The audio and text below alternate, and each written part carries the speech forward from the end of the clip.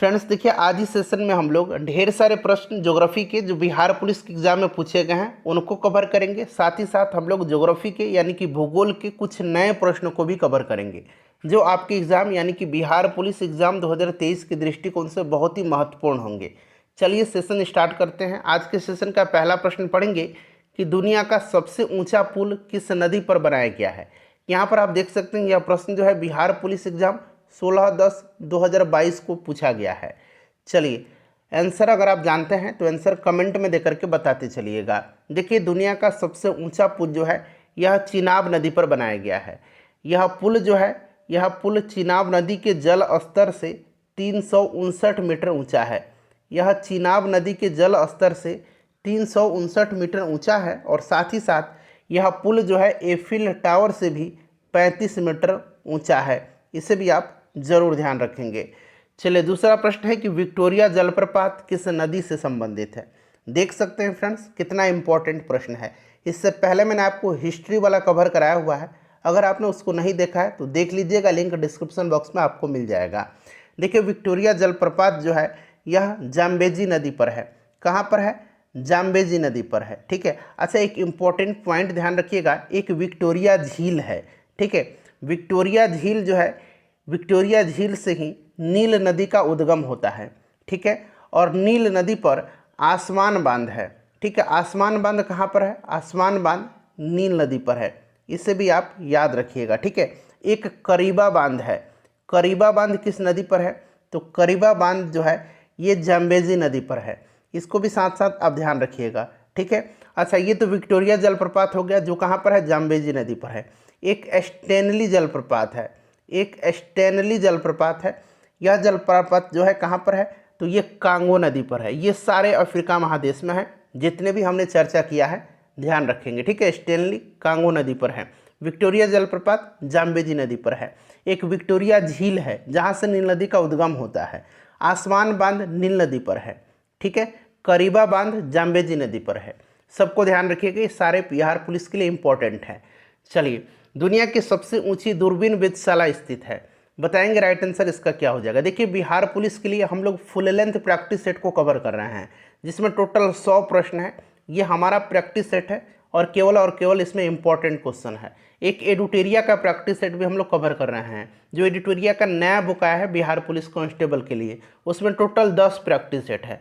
2 set अब तक मैंने कंप्लीट करा दिया है, सभी 10 सेट को मैं कंप्लीट करवा दूंगा, देख लीजिएगा। ठीक है। चलिए, दुनिया का सबसे ऊंची जो दूरबीन वेधशाला है ये भारत में है, लद्दाख में है। और यहाँ पर जो है ध्यान रखेंगे, यह भारत का पहला डार्क स्काई प्रिजर्व है। भारत का पहला डार्क स्काई प्रिजर्व है। ठीक है, इसे भी आप जरूर ही ध्यान रखेंगे।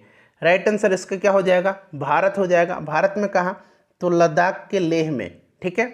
चलिए, सौर प्रणाली की खोज किसने किया था? सौर प्रणाली का खोज किसने किया था? तो फ्रेंड्स ये किया था कोपरनिकस ने। कोपरनिकस ने ही सबसे पहले पता लगाया कि पृथ्वी सूर्य के चारों ओर घूमती है। इसे भी आप जरूरी ध्यान रखेंगे। चलिए, बताइएगा कि काल वैसाखी चलती है। काल वैसाखी जो है यह कहाँ पर चलती है? राइट आंसर क्या हो जाएगा बताएंगे।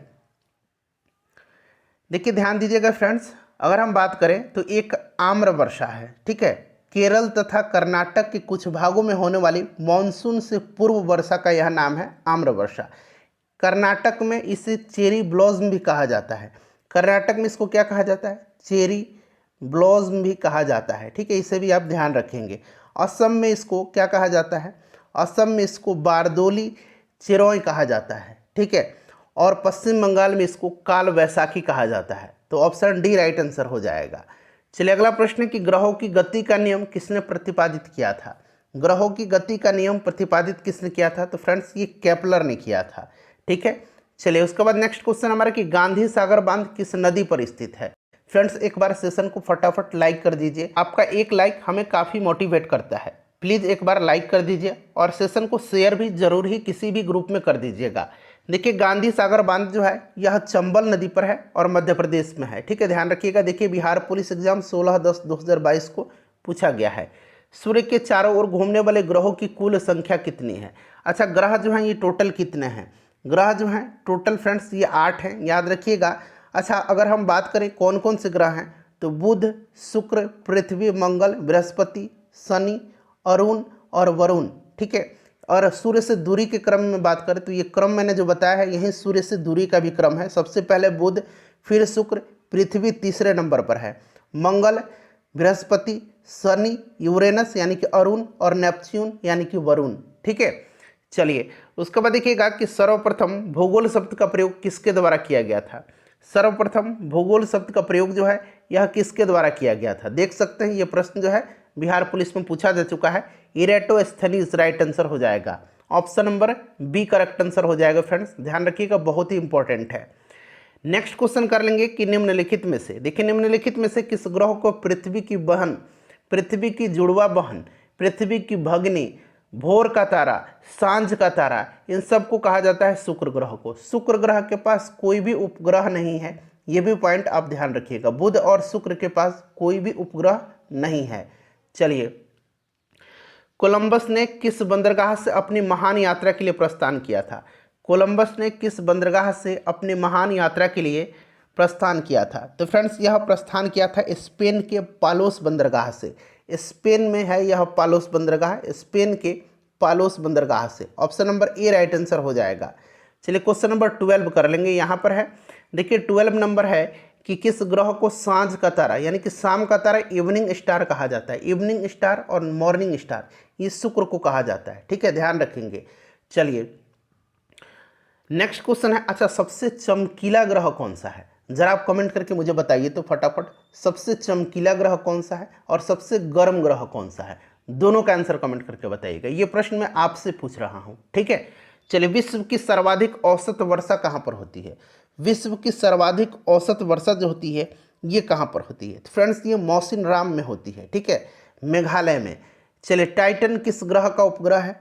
टाइटन जो है यह किस ग्रह का उपग्रह है, बताइए। टाइटन जो है ये शनि ग्रह का उपग्रह है। अच्छा, पृथ्वी का एकमात्र प्राकृतिक उपग्रह है कौन सा, तो चंद्रमा है, इसे ध्यान रखिएगा, प्रश्न बनता है। चलिए उसके बाद देखिएगा कि अरुणाचल प्रदेश में ब्रह्मपुत्र नदी किस नाम से जानी जाती है, बताएंगे राइट आंसर। देखिए फ्रेंड्स, तिब्बत में इसको सांगपो कहा जाता है। तिब्बत में इसको क्या कहा जाता है, इसको सांगपो कहा जाता है ब्रह्मपुत्र को। अरुणाचल प्रदेश में इसको दिहांग कहा जाता है, अरुणाचल प्रदेश में इसको दिहांग कहा जाता है। असम में इसको ब्रह्मपुत्र कहा जाता है और बांग्लादेश में इसे जमुना के नाम से जाना जाता है। देखिए यहाँ जमुना दिया गया, बांग्लादेश में इसे जमुना के नाम से जाना जाता है। चलिए उसके बाद देखिएगा कि उर्सा मेजर अथवा बिग बियर एक प्रकार का क्या है, बताएंगे राइट आंसर क्या हो जाएगा।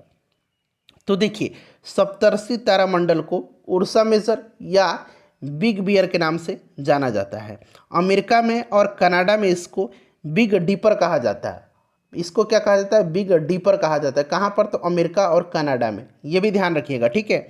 और चीन में इसको कहा जाता है पे तेऊ, चीन में इसको पे तेऊ कहा जाता है सप्तर्षि तारामंडल को, ठीक है। उर्सा मेजर और बिग बियर ये क्या है, तो फ्रेंड्स यह एक तारामंडल है, ठीक है। तारामंडल यानी कि नक्षत्र मंडल राइट आंसर हो जाएगा। पहले नक्षत्र मंडल कहा जाता था, अब जो है आधुनिक में तारामंडल कहा जाता है। नेक्स्ट क्वेश्चन है कि वायुमंडल में स्थित ओजोन सूर्य से निकलने वाली किस विकिरणों से पृथ्वी की सुरक्षा करता है। यहाँ खाली स्थान दिया गया, बताइए राइट आंसर इसका क्या हो जाएगा। तो फ्रेंड्स ये आपका हो जाएगा परावैंगनी किरण से, क्लियर है। चलिए, प्रतिवर्ष डैश के आसपास पृथ्वी सूर्य के सबसे करीब होती है। पृथ्वी सबसे करीब होती है सूर्य के, ठीक है। पृथ्वी सूर्य के सबसे करीब जो होती है ये 3 जनवरी के दिन होती है। और 3 जनवरी के दिन क्या कहा जाता है, इसको उपसौर कहा जाता है, ठीक है, उपसौर कहा जाता है। 4 जुलाई के मध्य, याद रखेंगे 4 जुलाई को पृथ्वी सूर्य से सबसे ज़्यादा दूरी पर होती है। 4 जुलाई को इसको अपसौर कहा जाता है। ये प्रश्न बड़ा ही इंपॉर्टेंट है, इसको अपसौर कहा जाता है, ठीक है। चलिए, सुंदरवन राष्ट्रीय उद्यान भारत के किस राज्य में है। सुंदरवन राष्ट्रीय उद्यान, और एक और इम्पॉर्टेंट पॉइंट ध्यान रखिएगा, बुक्सा टाइगर रिजर्व या बुक्सा नेशनल पार्क, ठीक है, ऐसे लिखा जाता है बुक्सा, हिंदी में ऐसे बक्सा लिखा रहेगा या बुक्सा भी लिखा रहेगा। बुक्सा नेशनल पार्क या बुक्सा टाइगर रिजर्व और सुंदरवन राष्ट्रीय उद्यान ये पश्चिम बंगाल में है, ठीक है। चलिए उसके बाद देखिए, कौन सा ग्रह सल्फ्यूरिक एसिड के घने सफ़ेद और पीले बादलों से बना हुआ है। कौन सा ग्रह जो है यह सल्फ्यूरिक एसिड के घने सफ़ेद और पीले बादलों से बना हुआ है, बताइए राइट आंसर इसका क्या हो जाएगा।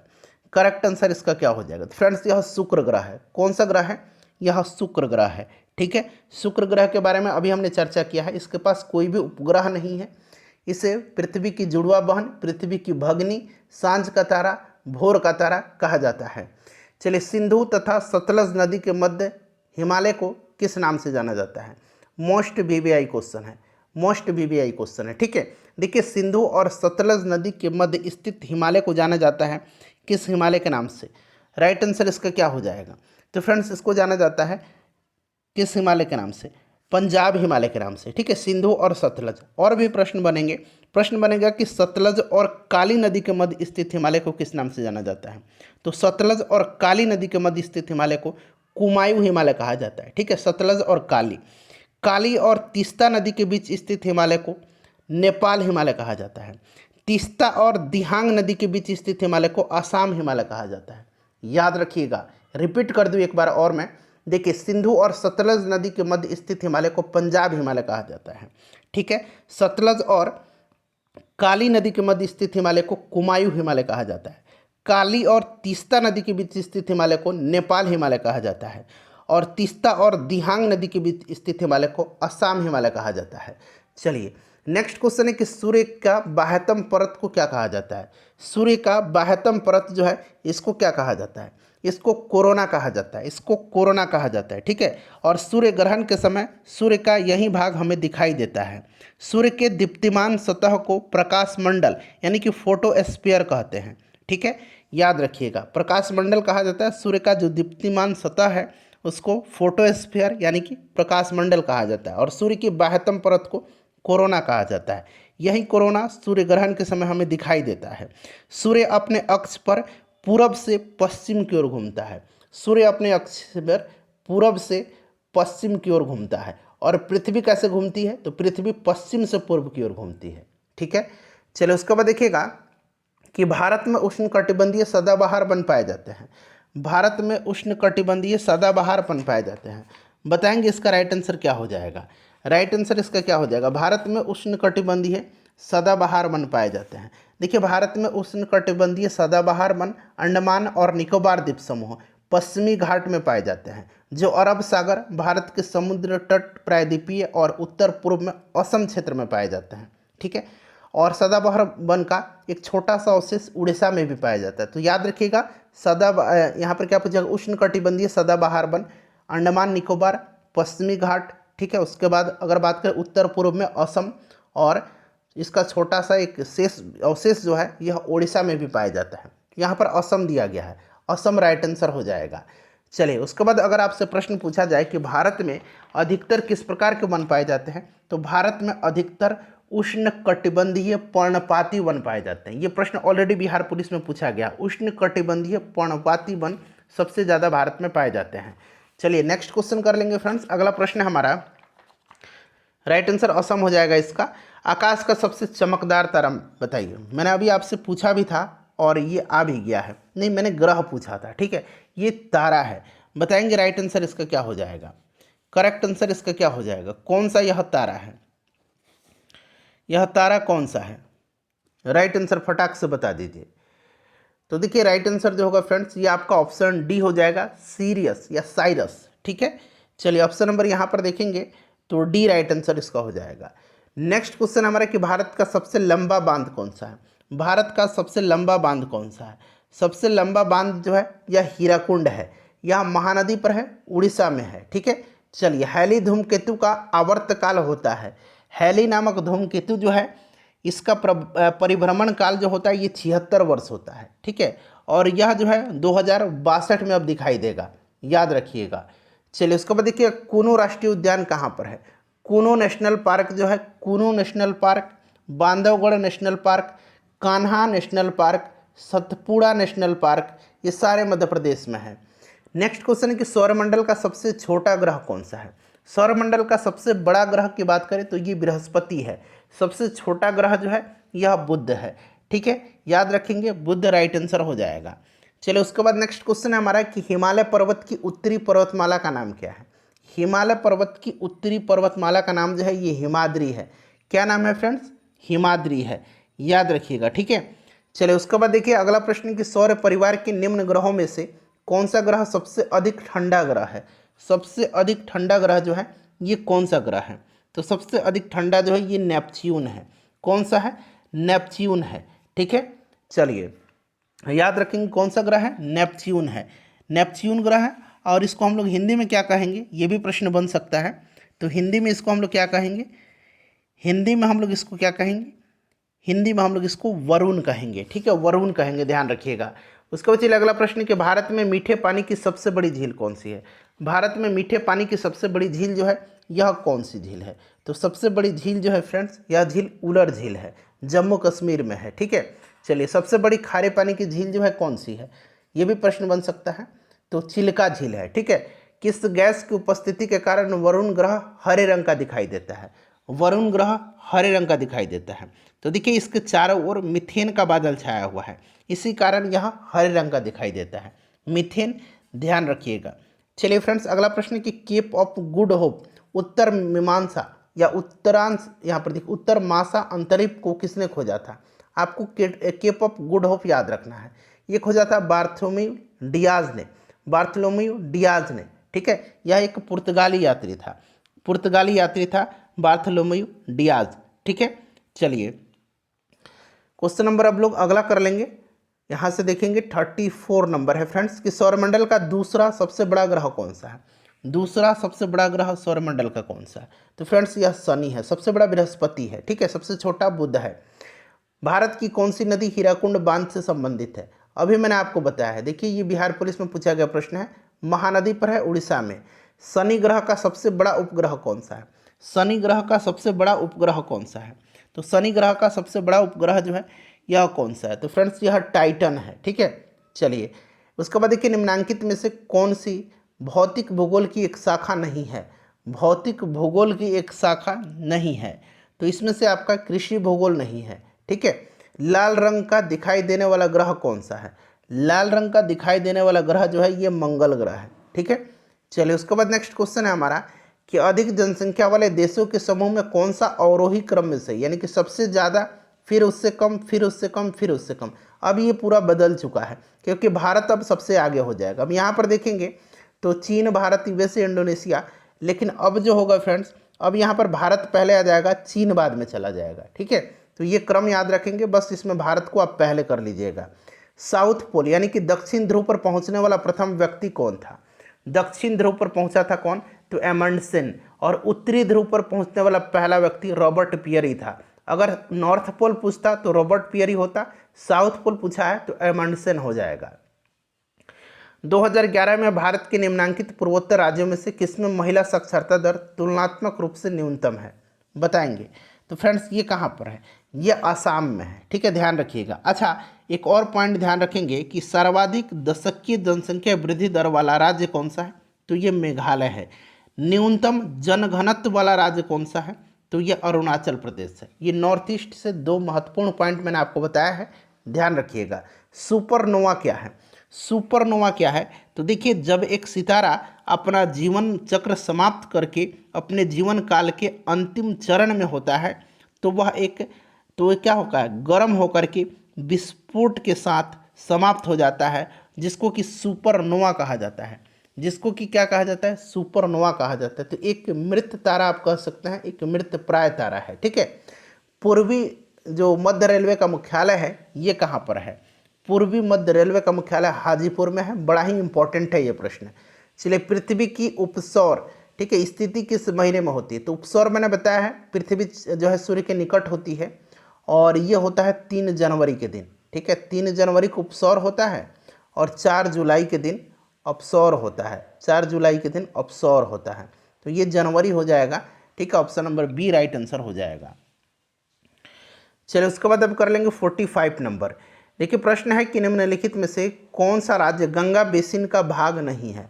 गंगा बेसिन में 10 राज्य और एक केंद्र शासित प्रदेश आता है। इनका नाम जरा काउंट करेंगे। ठीक है, उत्तराखंड उंगली पर काउंट करेंगे, टोटल 11 है। उत्तराखंड, उत्तर प्रदेश, मध्य प्रदेश, राजस्थान और अरुणाचल, राजस्थान के बाद हरियाणा, हरियाणा के बाद आपका हिमाचल प्रदेश, छत्तीसगढ़, झारखंड, बिहार, बंगाल और दिल्ली आता है। ठीक है, इसमें से राइट आंसर क्या हो जाएगा, पंजाब नहीं आता है, ठीक है, राजस्थान मैंने आपको बताया भी है। चलिए नेक्स्ट क्वेश्चन करेंगे कि दो अक्षांश रेखाओं के बीच की दूरी लगभग कितनी होती है। सिंपल सा क्वेश्चन है बट इंपॉर्टेंट है, ये मैंने ऑलरेडी करा भी दिया है आपको। 111 किलोमीटर। निम्नलिखित कोयला खानों में से कौन सी मध्य प्रदेश राज्य में स्थित है। इसमें से मध्य प्रदेश में जो है इसमें से कौन सा है, तो ये सिंगरौली है। अच्छा, एक कोरबा है, अगर आपसे पूछा जाए कोरबा कहाँ पर है तो छत्तीसगढ़ में है। एक तालचेर है, तालचेर कहाँ पर है, तालचेर उड़ीसा में है, याद रखिएगा, बड़ा ही दोनों महत्वपूर्ण है। चलो उसके बाद देखिए कुल अक्षांशों की संख्या कितनी है, कुल अक्षांशों की संख्या कितनी है। अब फ्रेंड्स यहाँ पर थोड़ा सा ध्यान दीजिएगा, देखिए अक्षांश रेखाएं काल्पनिक रेखाएं हैं, इनकी संख्या जो है ये अगर हम बात करें तो 1 डिग्री, ठीक है, देखिए 1 डिग्री के अंतराल पर जो कल्पित किए जाने वाले अक्षांश रेखाओं की कुल संख्या जो है ये कितनी है, तो 181 है, ठीक है। यदि दोनों ध्रुवों को न माना जाए तो ये बिंदु कितनी हो जाएंगी, 179 हो जाएगी। इसमें दोनों ध्रुवों को न मान करके ऑप्शन दिया गया है, ठीक है। वैसे 181 आप याद रखेंगे, ऑप्शन में अगर 181 रहेगा तो आप 181 पर टिक लगाएंगे, ठीक है। चलिए अच्छा, ये तो कुल अक्षांश हो गया। कुल देशांतर कितने हैं, तो कुल देशांतर 360 हैं, क्लियर। चलिए कैलिफोर्निया उत्तरी अमेरिका के किस तट की ओर स्थित है, कैलिफोर्निया उत्तरी अमेरिका के किस तट की ओर स्थित है। चलिए बताएंगे इसका राइट आंसर क्या हो जाएगा, किस तट की ओर स्थित है, बताइए करेक्ट आंसर इसका क्या हो जाएगा। तो फ्रेंड्स यह जो स्थित है यह पश्चिमी तट की ओर स्थित है, ठीक है। देखिए एक देशांतर से दूसरे देशांतर के बीच कितना समय अंतराल होता है, तो ये समय अंतराल जो होता है ये 4 मिनट का होता है। कितना होता है ये समय अंतराल जो होता है, यह कितना होता है, 4 मिनट का होता है, ठीक है। बड़ा ही महत्वपूर्ण है फ्रेंड्स, इसको आप जरूरी ध्यान रखेंगे, ठीक है। ये सारे के सारे प्रश्न ही इंपॉर्टेंट हैं। चलिए उसके बाद नेक्स्ट क्वेश्चन करेंगे कि विश्व का सबसे लंबा बांध कौन सा है। विश्व का सबसे लंबा बांध जो है यह हीराकुंड बांध है, जो कि महानदी पर है, महानदी पर है, ठीक है। चलिए उसके बाद देखिए अंतर्राष्ट्रीय तिथि रेखा कहलाता है, अंतर्राष्ट्रीय तिथि रेखा बताएंगे तो ये 180 डिग्री देशांतर को, ठीक है, 180 डिग्री देशांतर को अंतर्राष्ट्रीय तिथि रेखा कहा जाता है। और देखिए 82.5, यहाँ मैं लिखता हूँ 82 डिग्री 30 मिनट पूर्वी देशांतर को भारत का मानक समय रेखा माना गया है। और यह 5 राज्यों से होकर के गुजरती है। कौन कौन से राज्य हैं भाई, तो उत्तर प्रदेश, मध्य प्रदेश, छत्तीसगढ़, उसके बाद उड़ीसा और आंध्र प्रदेश, याद रखिएगा। चलो उसके बाद देखिएगा कि भारत के किस राज्य में सबसे अधिक पवन ऊर्जा का निर्माण होता है।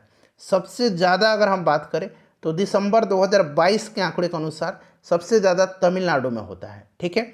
चलिए उसके बाद देखिएगा कि 23.5 डिग्री उत्तरी काल्पनिक रेखा क्या कहलाती है, तो उत्तरी जो दिया गया है इसीलिए ये कर्क होगा। अगर दक्षिणी 23.5 डिग्री दक्षिणी देता तो यह मकर होता।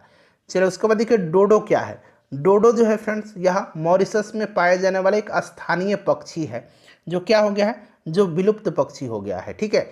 ग्रीनविच मध्याह्न रेखा तथा भारतीय प्रमाणिक समय रेखा जो है इसके बीच समय अंतराल कितना है, तो इसके बीच समय अंतराल जो है ये 5.5 घंटा है। चलिए 57 नंबर देखिएगा। प्रश्न है कि राजस्थान में केवलादेव राष्ट्रीय उद्यान किसके लिए प्रसिद्ध है। सबसे पहले तो याद रखेंगे केवलादेव राष्ट्रीय उद्यान कहाँ पर है, तो फ्रेंड्स ये राजस्थान में है, ये पक्षी के लिए, ठीक है। राष्ट्रीय उद्यान केवलादेव पक्षी विहार भी कहा जाता है इसको। ग्रीनविच किस देश में है, ग्रीनविच जो है ये यूनाइटेड किंगडम में है। चलिए राष्ट्रीय उद्यान है जो भारत के छत्तीसगढ़ राज्य में स्थित है।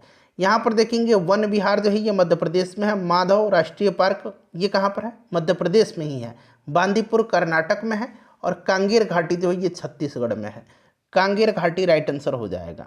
उसके बाद देखिए निम्नलिखित में से कौन सा आग्नेय चट्टान का जो है एक प्रकार है, आग्नेय चट्टान का प्रकार इसमें से कौन सा है, तो आग्नेय चट्टान का ग्रेनाइट हो जाएगा और बेसाल्ट हो जाएगा। बेसाल्ट भी याद रखेंगे, ठीक है, बेसाल्ट भी आप याद रखिएगा। तो इसमें देखिए ग्रेनाइट दिया गया है, ग्रेनाइट राइट आंसर हो जाएगा। चलो उसके बाद देखिए निम्न में से कौन सी वायुमंडलीय परत रेडियो संचार में मदद करती है, तो ये कौन सी है, तो फ्रेंड्स यह आयन मंडल है। कौन सी है, तो ये आयन मंडल है, ठीक है, याद रखिएगा। चलिए 62 नंबर है कि चूना पत्थर यानी कि लाइमस्टोन का कायांतरित रूप क्या है, तो ये संगमरमर है। क्या है फ्रेंड्स, संगमरमर है। उसके बाद देखिए 3R जो है 3R, ठीक है, इसको ऐसे लिखा जाता है 3R, 3R है ये, इसको 3R इस तरह से लिख दिया जाता है। ये पर्यावरण रक्षा से जुड़े हुए हैं, तो ये रिड्यूस, रीयूज और रिसाइकल हैं, ठीक है। ऑप्शन ए राइट आंसर हो जाएगा। 1R से रिड्यूस, एक आर से रीयूज और एक आर से रिसाइकल। चलिए, पनामा नहर किन दो महासागरों को जोड़ती है? पनामा नहर जो है ये जोड़ती है प्रशांत महासागर और अटलांटिक महासागर को, ठीक है। चलिए, उसके बाद देखिएगा कि टोबो झील स्थित है। टोबो झील या टोबा झील, कहीं कहीं आपको टोबा भी मिल जाएगा। ये झील इंडोनेशिया में है। अगर देश पूछेगा तो इंडोनेशिया याद रखिएगा। टोबा झील जो है ये इंडोनेशिया के द्वीप सुमात्रा में है। कहाँ पर? सुमात्रा में। सुमात्रा में है यह, सुमात्रा के उत्तर मध्य में स्थित है यह, ठीक है, याद रखिएगा। सुनामी किस भाषा का शब्द है? सुनामी जो है ये जापानी भाषा का शब्द है। बिहार के निम्नलिखित जिला में से कौन सा बिहार के नक्शे पर सर्वाधिक पूर्व में है? सर्वाधिक पूर्व में जो है ये किशनगंज है। चलिए, उसके बाद नेक्स्ट क्वेश्चन कर लेंगे फ्रेंड्स। अगला प्रश्न है हमारा कि इसमें से तरल पदार्थों से होकर के न गुजर सकने वाली भूकंपीय लहर कौन सी है? 3 भूकंपीय लहर है। एक पी है, इसको प्राइमरी वेव कहा जाता है। एल जो है इसको क्या कहा जाता है? तो एल को जो कहा जाता है, देखिए ये प्राइमरी वेव है, एल वेव है, और ये सेकेंडरी, प्राइमरी, सेकेंडरी और एल वेव। अब यहाँ पर ध्यान दीजिएगा, ये जो प्राइमरी वेव है यानी कि पी वेव है, यह पृथ्वी के प्रत्येक माध्यम से होकर के पृथ्वी के अंदर से यह गुजरता है, ठीक है। एल जो है एल यह तीनों माध्यम ठोस, गैस और द्रव से होकर के गुजरता है, और ये सबसे ज़्यादा विनाशकारी तरंग है। एल सबसे ज़्यादा विनाशकारी। एस तरंग जो है, एस तरंग जिसको कि सेकेंडरी वेव बोलते हैं, यह तरंग केवल जो है यह ठोस माध्यम से होकर के गुजरता है, तो यह द्रव से होकर के, तरल से होकर के नहीं गुजरता है, ठीक है। चलिए, उसके बाद देखिए भारत का उष्णकटिबंधीय वन शोध संस्थान कहाँ पर स्थित है? तो फ्रेंड्स यह कहाँ पर है? जबलपुर में है, ठीक है। अच्छा, अगर आपसे वर्षा वन अनुसंधान संस्थान पूछता, वर्षा वन असम जोरहाट में है, ठीक है। और शुष्क वन अनुसंधान संस्थान कहाँ पर है? शुष्क वन, तो शुष्क वन जो है ये आपका शुष्क वन अनुसंधान संस्थान कहाँ पर है? तो ये कहाँ पर है? तो ये राजस्थान के जोधपुर में है, ठीक है। चलिए, अगला प्रश्न है कि सिस्मोग्राफ किसके मापने के लिए काम लाया जाता है? सिस्मोग्राफ किसको मापने के लिए? तो ये भूकंपीय तरंग हो जाएगा। चलिए, भारत में कोयले के भंडार और उत्पादन के संबंध में सबसे अमीर राज्य, तो ये झारखंड है ऑब्वियसली। सिस्मोग्राफी किसका विज्ञान है? तो ये भूकंप का। बिहार के खाली स्थान दिया गया जिले में नागी बांध, नागी नकटी डैम जो है, नागी और नकटी डैम भी है, नागी और नकटी पक्षी विहार भी है, ये जमुई में है। चलो, उसके बाद देखिएगा कि संसार का सबसे अधिक सक्रिय ज्वालामुखी, सर्वाधिक सक्रिय ज्वालामुखी कौन सा है? तो ये ज्वालामुखी जो है ये किलाउ ज्वालामुखी है, ये हवाई द्वीप पर है। कोटोपैक्सी इक्वाडोर में है, फ्यूजियामा जो है ये जापान में है, और विसुवस इटली में है। चलो, उसके बाद देखिएगा कश्मीर घाटी निम्नलिखित में से किन पर्वत श्रेणियों के बीच स्थित है? तो ये बृहत हिमालय और पीर पंजाल के मध्य स्थित है, बृहत हिमालय और पीर पंजाल के बीच में, ठीक है। चलिए, उसमें से देखिएगा कि किससे प्रकृति का सुरक्षा कवच कहा जाता है? निम्नलिखित में से किससे प्रकृति का सुरक्षा कवच कहा जाता है? तो ये कहा जाता है ओजोन गैस को, ठीक है। पराबैंगनी किरणों से रक्षा करता है। पुछताछ घास का मैदान किस देश में है? पुछताछ घास का मैदान जो है ये हंगरी में है, बहुत ही इंपॉर्टेंट है, ध्यान रखिएगा। निम्नलिखित में से विश्व का सबसे ऊंचा ज्वालामुखी पूछा गया, सबसे ऊंचा ज्वालामुखी विश्व का कौन सा है? 2 ऑप्शन यहाँ पर है, बाकी 2 ऑप्शन यहाँ पर देख लीजिए। तो फ्रेंड्स ये कौन सा है? तो ये कोटोपैक्सी है, जो कि कहाँ पर है? तो कोटोपैक्सी इक्वाडोर में है, ठीक है। बिहार एवं उत्तर प्रदेश राज्यों की सम्मिलित परियोजना कौन सी है? तो फ्रेंड्स यह परियोजना जो है यह गंडक परियोजना है। रिंग ऑफ फायर को आप निम्नलिखित में से किस महासागर से संबद्ध करेंगे? रिंग ऑफ फायर, ठीक है, बताइए। प्रशांत महासागर की परिमेखला, आपको याद भी होगा, ऑप्शन डी राइट आंसर हो जाएगा। चलिए, ये भूकंपीय क्षेत्र है। भारत में जैव विविधता के दृष्टिकोण से कौन सा हॉट स्पॉट यानी कि तप्त स्थल में शामिल है?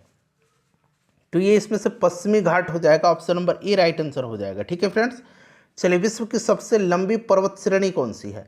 सबसे लंबी पर्वत श्रेणी जो है विश्व की, यह एंडीज पर्वत श्रेणी है, और इसी पर्वत श्रेणी में मैंने अभी बताया था कोटोपैक्सी है, ठीक है, याद रखिएगा, इक्वाडोर में। चलो, उसके बाद देखिएगा कि कुलगार्डी किसके लिए प्रसिद्ध है? कुलगार्डी जो है ये किसके लिए प्रसिद्ध है? तो फ्रेंड्स यह सोना के लिए प्रसिद्ध है, याद रखिएगा। कुलगार्डी और कालगुरली ऐसे लिखा जाता है, कालगुरली, ये सोना के लिए प्रसिद्ध है, ठीक है। चलिए, एंडीज पर्वत उदाहरण है, एंडीज पर्वत जो है ये उदाहरण है। एंडीज पर्वत किसका उदाहरण है बताएंगे?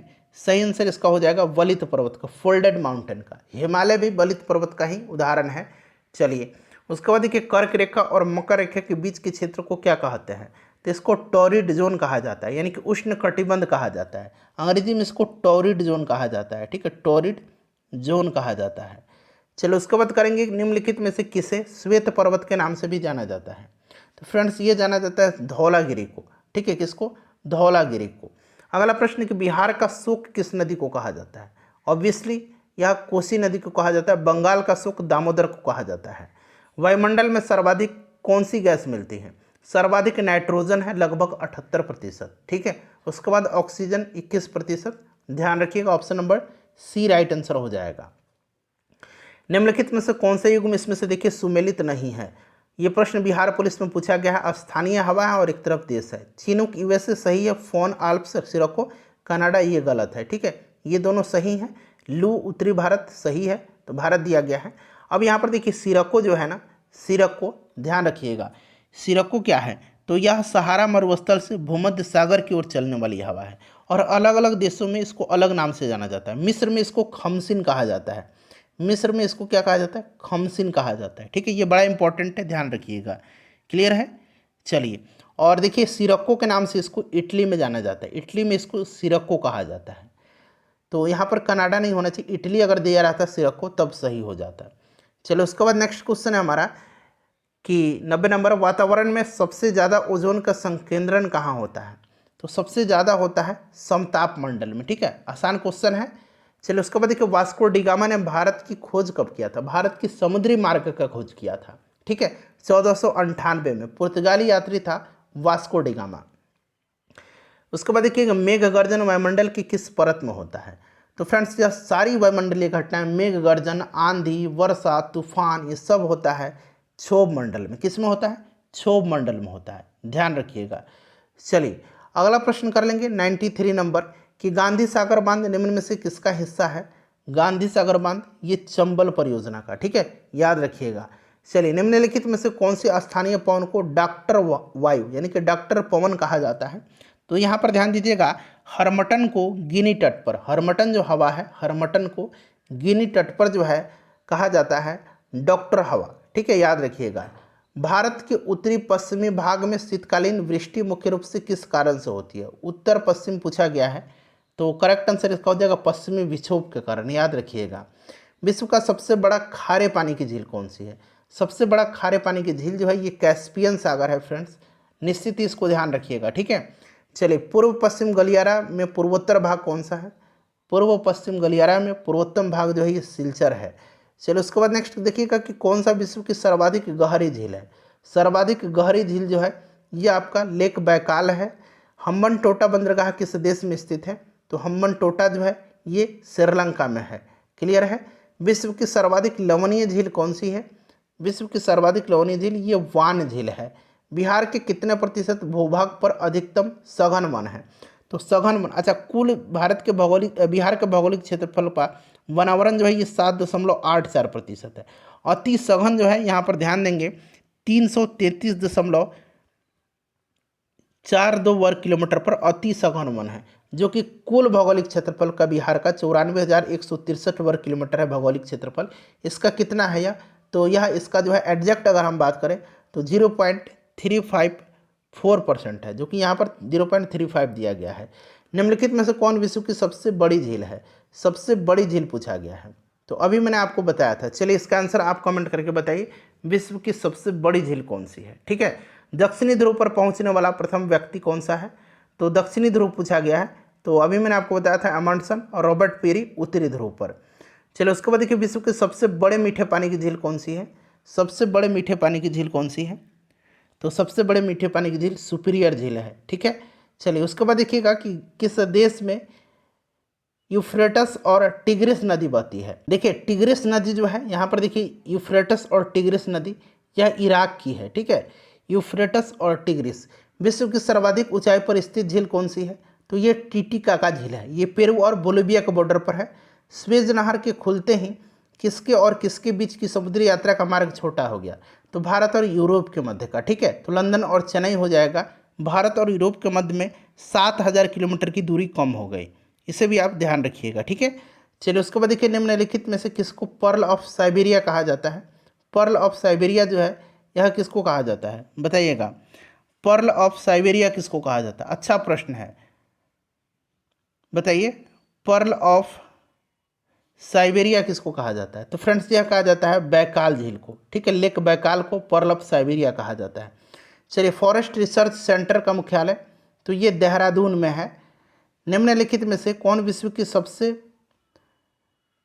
खारे पानी की झीलों में से एक है? तो ये कैस्पियन सागर है, ठीक है, कैस्पियन सागर। चलिए, प्राकृतिक किरणों से चट्टान का टूटना क्या कहलाता है? तो ये कहलाता है अनावृत होना। आखिरी क्वेश्चन है, अफ्रीका महाद्वीप की सबसे बड़ी झील। अपने स्कोर बताइए कि कितना आपने प्रश्नों का आंसर सही सही दिया है। सबसे बड़ी झील जो है ये विक्टोरिया झील है। वीडियो को लाइक कर दीजिए और इसको शेयर